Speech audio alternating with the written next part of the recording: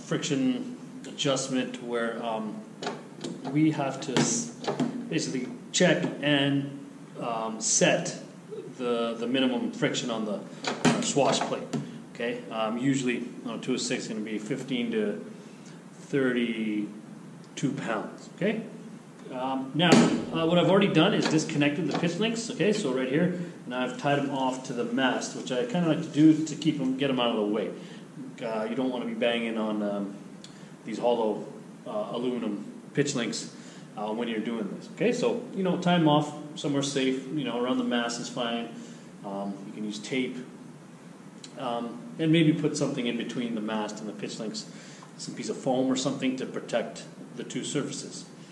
All right, so here's our swash plate. So it's all disconnected. Okay, so it's free to pivot on our uniball, whichever which way. And then usually going to start with one end.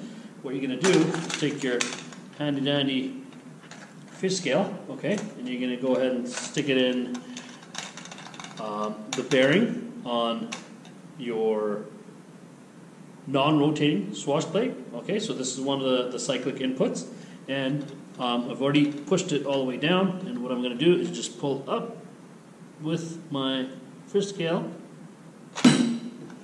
Now, see how fast that was? Yeah, so try to get a reading out of that.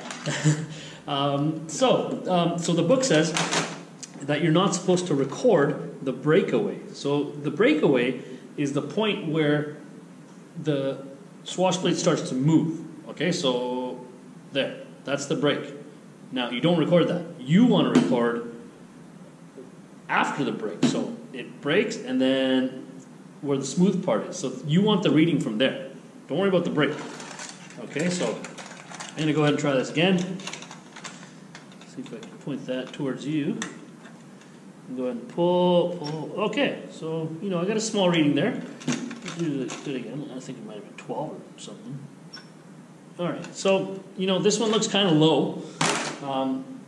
Now you're supposed to do a check, on this side, and you'll go ahead and do a couple checks on this side. Now you're always going to get a different reading from each side.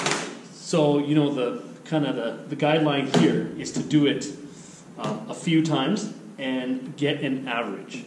Okay, so maybe I'm thinking 6, 7, 8, 9, 10 times. You do this, and you'll get a block of numbers, and then obviously you'll get your average with that. Okay. Now, this one's, you can just tell it's way too loose. Okay, so this one's probably around 12 pounds. Limit is like 15. So you would probably get complaints from the pilot where they tell you swash plate friction's a bit low.